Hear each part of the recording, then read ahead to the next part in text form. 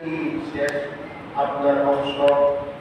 আল্লাহ পাক একটা ঘর নির্মাণ করছেন, নবুয়তের সব ঘর সুন্দর একটা জায়গা দিয়ে ভাঙা আছে। নবী জীবনের ভাঙাটা করতে আমাকে দিয়ে দেওয়া হলো, ঘরটা সুন্দর হয়ে গেল। এটা নবুয়তের ঘর। নবী আলাইহিস সালাম আজকে দুনিয়াতে এনার নবুয়ত বলবৎ রয়েছে, কিয়ামত পর্যন্ত বলবৎ থাকবে। আসুন আমাদের কি করব, আমরা কি করতে হবে? আল্লাহ নবী বলেন, আল্লাহ পাক কোরআনে ইরশাদ করেন, আমার নবীর প্রতি তোমাদের কাজ হলো, আমার নবীর প্রতি তুমি ঈমান আনবে। আল্লাযীনা আমানু, যারা আমার প্রতি ঈমান আনবে, ওয়া আযযারু ওয়া নাসারু, আমার নবীকে ইজ্জত করবে, সাহায্য করবে, আমার নবীর প্রতি দরুদ সালাম পাঠ করবে। আল্লাহ পাক বলেন, এই দুনিয়াতে তোমাদেরকে সম্মান ইজ্জতের সহিত রাখবো, আখিরাতে অপরন্ত নিয়ামতের বাড়িবার তোমাদের করব। সুবহানাল্লাহ। এজন্য প্রথম কাজ হবে আমার নবীকে আমাদের জীবনের চাইতে ভালোবাসা। বলেন আলহামদুলিল্লাহ। প্রথম কাজ কি? নবীকে জীবনের চাইতে বেশি ভালোবাসা। কেমন ভালোবাসা? হযরত ওমর রাদিয়াল্লাহু আনহু নবীজির দরবারে বসা, নবীজিকে বলতেছেন, ইয়া রাসূলুল্লাহ, আপনাকে আমি বড় মহব্বত করি। নবী বলেন আলহামদুলিল্লাহ। সে বলতেছে, হুজুর আপনাকে মহব্বত করি, আমার দিলের থেকে বেশি না, আমাকে জানটা বেশি ভালো, বেশি মহব্বত লাগে। আল্লাহ নবী বললেন, ওমর, এখনো তোমার ঈমান পূর্ণ হয় নাই, এখনো তুমি পরিপূর্ণ ঈমানদার হও নাই। কাকে বলছে? যে দুনিয়াতে জান্নাতে 2 নম্বরের প্রশ্ন উনি পাইছে। উনি বলতেছে, তোমাকে আল্লাহ নবী, ওমর, এখনো ঈমান পূর্ণ হয়। কিছুদিন যাওয়ার পরে ওমরের এসে বলতেছে, ইয়া রাসূলুল্লাহ, ইয়া আল্লাহ, এখন আপনাকে আমার জীবনের চেয়ে বেশি মায়া মনে হয়। সুবহানাল্লাহ। নবী বলেন, আল্লাহ এখন তোমার ঈমান পূর্ণতা লাভ করেছে। তাই নবীর মহব্বতের সবচেয়ে বড়, সর্বশ্রেষ্ঠ, সর্বাগে নবীর মহব্বত। যার মধ্যে নবীর মহব্বত আছে সে সবচেয়ে বড় কামনা। এজন্য একজন উর্দু কবি বলতেছেন, ইয়ে শৌকে তাহাজ্জুদ, ইয়ে হাজাউন রোজে, ये दागे जबीए नमाज़ों के सजदे, ख्याल नबी जिसमें शामिल नहीं है, वो मक़बूल दावत इबादत नहीं है। मज़ाहिर बुज़ुर्गी की सूरत बना ले, शबो जो की चाहे सर पे झुका ले, वो इंसान कतई मोमिन नहीं है, जिसे शादी से मुहब्बत नहीं है। कभी बोलते हैं, ये सब तहज्जुद, तुम्हारे तहज्जुद पर आवेग, तुम्हार फर्ज नमाज़ের আবেগ, যাকাত আদায়ের আবেগ, হজ রোজা করার আবেগ, সব কিছু ঠিক আছে। যদি নবীজি খেয়ালাত, নবীজির প্রেম ভালোবাসা যদি এগুলোর সাথে জড়িত না হয়, তো আল্লাহর কাছে সেটা মকবুল ইবাদত হিসাবে কবুল হবে না। সুবহানাল্লাহ। এজন্য মহব্বত লাগবে, ভালোবাসা লাগবে। নবীর মহব্বত কেমন? সাহাবিয়া মহিলা, আমার মা আম্মা জানরা যারা শুনতেছেন, আপনাদের ক্ষেত্রে তো আরজ করতেছি, নবীজিকে কেমনে ভালোবাসতে হবে। একজন মা উহুদের যুদ্ধে দৌড়ে আসছে, উহুদের যুদ্ধে, সেখানে আপনার এই সাহাবায়েরা শহীদ হয়েছে উহুদে, নবীজির নামদার মোবারক শহীদ হয়েছে। এক মা দৌড়ে আসছে, লোকেরা বলতেছে, এই মহিলা, তোমার স্বামী তো যুদ্ধে মারা গেছে। সে দৌড়াইতেছে। আরেকজন বলতেছে, এই মহিলা, তোমার ছেলেও মারা গেছে। সে দৌড়াইতেছে। নবীজির কাছে আসছে, দেখুন যে নবীজির নামদার মোবারক শহীদ হয়েছে, নবীজির রক্ত ঝরতেছে।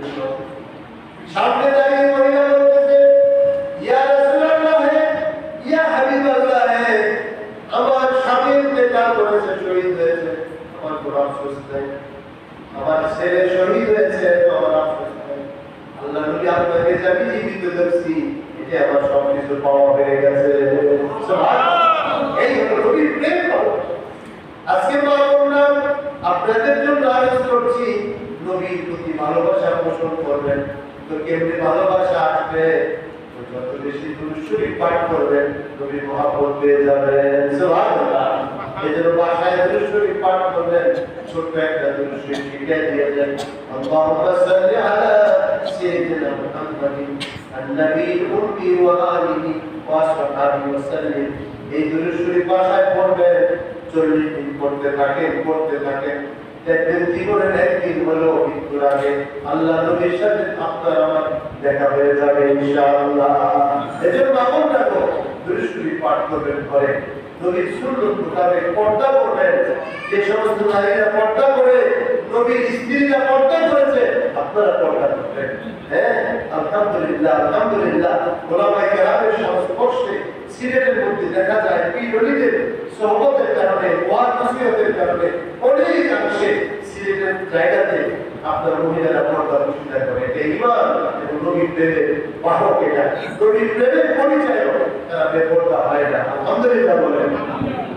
আল্লাহ নবীকে কিভাবে সাহাবীরা মহিলারা ভালোবাসতেন, আল্লাহ নবীর স্ত্রী উম্মে হাবিবা রাদিয়াল্লাহু আনহা, উম্মে হাবিবা উনি ছিলেন আবু সুফিয়ানের মেয়ে। আবু সুফিয়ানকে জানেন? মক্কার কুরাইশদের নেতা ছিল। আবু জাহেল মৃত্যুর পরে কুরাইশ নেতাকে আবু সুফিয়ান। আল্লাহ নবী মক্কা যখন বিজয় করলেন এসে তিনি বললেন, এখন আবু সুফিয়ান বড় নিরাপদ, তোমরা সেখানে আশ্রয় নিতে পারো, মুসলমান হয়ে গেছে। আবু সুফিয়ানের কন্যা হলো উম্মে হাবিবা, একজনের সাথে বিয়ে হয়েছে মুসলমানের সাথে।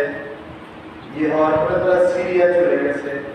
সিরিয়া যাওয়ার পরে সেখানে তার স্বামী মোরতাদ হয়ে গেছে, ধর্ম ত্যাগ করেছে। এখন তিনি একা সেখানে, আবু সুফিয়ানের কন্যা, সে সেখান থেকে চিঠি লিখেছে মদিনার নবীর কাছে যে নবীকে, আমি তো স্বামী হারা এখানে আছি, আমি আপনার কাছে আশ্রয় চাই, আপনার কাছে আমি যেতে চাই। আল্লাহ নবী চিঠি পেয়ে সংবাদ পাঠালেন, যাও উম্মে হাবিবাকে বলো মদিনা শরীফে আসার জন্য। সে সিরিয়া থেকে মদিনা শরীফ আসছে। আসার পর আল্লাহ নবী তার কাছে বিবাহের প্রস্তাব দিয়েছেন। বিবাহের প্রস্তাব দেওয়ার পরে তিনি কবুল করে আল্লাহ নবীর ঘরে সমতলভূমি হয়ে আসলেন। সুবহানাল্লাহ। হ্যাঁ, আল্লাহ নবী আবু সুফিয়ানের কন্যাকে বিয়ে করলেন। আজকে কাফেররা তোকমা লাগায় যে নবী তো নারী ইফসুল্লাহ বিল্লাহি ওয়া 11 জন বিবাহ করছে না। নবীজির প্রতিটি বিবাহ ছিল ইসলামের কোনো না কোনো কারণে। ওনাদেরকে বিবাহ করার কারণে বহু গোত্র মুসলমান হয়ে গেছে। সুবহানাল্লাহ। উম্মে হাবিবা নবীজির স্ত্রী হওয়ার কারণে আবু সুফিয়ান মুসলমান হয়ে গেছে। উম্মে হাবিবা রাদিয়াল্লাহু তাআলা নবীর সাথে যখন বিবাহ হলো, নবীর ঘরে থাকেন, এমন কোন সুন্দর বেশভূষা নাই, কাপড় চোপড় নাই, বিছনাপাতিও নাই, কিন্তু নবীকে দেখেই তারা শান্তি, নবীর কাছে পাইলেই তারা শান্তি। প্রতিদিন ভালো খাবার পায় না, প্রতিদিন 3 বেলা পেট করে যেতে পারে না, তারপরও তারা শান্তি, নবীকে দেখে তারা। নবীজির ঘরে উম্মে হাবিবা থাকতেছেন। এখন খবর আসলো যে আবু সুফিয়ান মদিনায় আসছে। আবু সুফিয়ান তার বাবা মদিনায় আসছে তরবারি নিয়ে। সব সাহাবারা তরবারি উঠিয়ে দাঁড়ালেন। আবু সুফিয়ান বলল, আমি যুদ্ধ করতে আসি নাই, ব্যক্তিগত সফরে আসছি। ব্যক্তিগত সফর। আমার মা বোনরা খেয়াল রাখো কি বলছে। নবীজির স্ত্রী উম্মে হাবিবা রাদিয়াল্লাহু ব্যক্তিগত সফরে আপনার তার আব্বা আবু সুফিয়ান আসছে। সফরে আসার পরে লোকেরা জিজ্ঞাসা করল, কি ব্যক্তিগত সফর? আমি শুনেছি আমার কন্যা সিরিয়া থেকে এসে মুহাম্মদ রাসূলুল্লাহ ঘরে আসছে। যখন এই কথা বলছে তার ভিতরে একটা প্রভাব পড়ছে, সারা জীবন তার বিরুদ্ধে যুদ্ধ করে আসলাম, সে মহান রাসূলের ঘরে আমি তো মনে করছি সে আমার দুশমন, অথচ তার ঘরে আমার কন্যা সম্মানের সহিত লালিত পালিত হইতেছে। কি আদর্শ!